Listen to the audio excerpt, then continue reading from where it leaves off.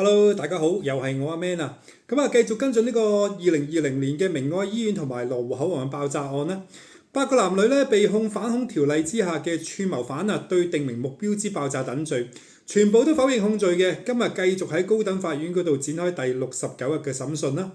今日由法庭咧由辯方盤問專家身份證人嘅網罪科警長啦。首被告何卓維嘅代表大律師提到啦。Telegram 嘅信息同埋影片咧，可以從別處複製嘅，或者透過轉發嘅形式咧發送俾其他嘅用戶啊。辯方繼續指啦，警方從涉案手提電話攝取或者係謄寫嘅 Telegram 信息咧，相關嘅文件檔案啊，唔會顯示啊信息或者係影片有冇轉發嘅形式嘅。警長就唔同意啦，稱如果係轉發信息咧，文件上應該會顯示。但係同意自己咧冇進行相關嘅測試啊！呢個係我嘅經驗。根據控方嘅開案陳詞啦，涉案嘅被告司儀透過呢個 Telegram 討論或者係放置炸彈啊。而呢個何卓維同埋第二被告李嘉賓咧，則涉嫌於 Telegram 組群裏邊咧發送測試炸藥嘅影片啦。辯方又問到案發嗰陣時咧，如果冇密碼咧，警方可唔可以攝取到 iPhone 6同埋 iPhone 8嘅 Telegram 信息咧？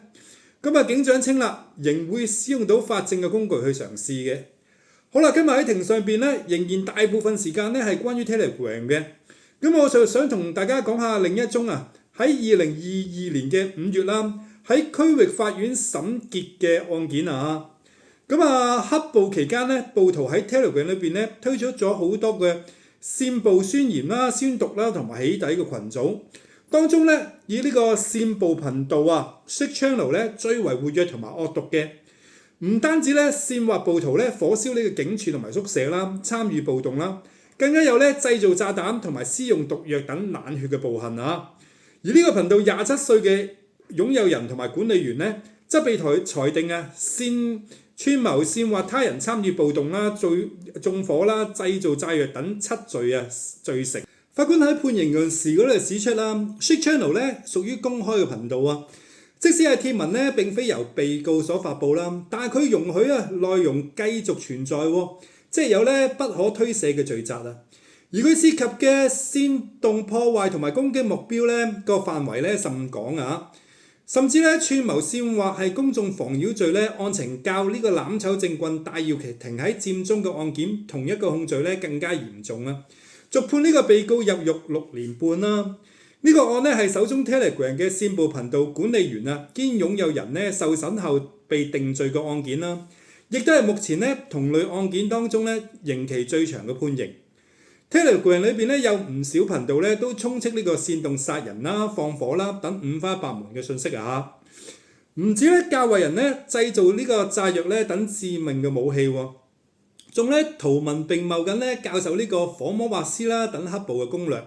甚至咧提供即時逃走嘅路線啊！犯案嘅時間咧貫穿黑暴亂港嘅高峰期啊，言如呢個暴徒犯罪嘅指南啦，係推動黑暴惡行嘅推手之一咯。據呢個 Sick Channel 當年嘅信息顯示啦，呢啲攬手文宣喺呢個頻道發布非法雜記嘅時間地點啦，貼出煽動性嘅文宣海報啦。吹雞召集人馬啦，包括咧機場交通壓力測試日啦，機場嘅和理非啦，1112嘅破曉行動啦，全港三罷7區開花，中環和理 lunch 524反國歌大遊行，又不斷發布所謂嘅三罷信息喎，煽動破壞交通設施啦，例如呢個列車停駛等等啦。呢個頻道更圖謀並茂咁貼出大量如何破壞呢個公共設施啦，縱火及襲擊警員嘅戰術喎，發布咧教學指南嘅短片啦，教人製造咧及使用汽油彈啦、鋁熱彈啦、炸藥啦，如何利用有毒嘅腐蝕性嘅化學物啦、可燃燒嘅液體，再配上以火柴頭同埋邊爐罐等嘅破壞警車啦，仲上載咗咧專門協助暴徒逃走嘅通風報信台喎。實時咧列出警方嘅布防位置啦，以及逃走嘅路線等等啊！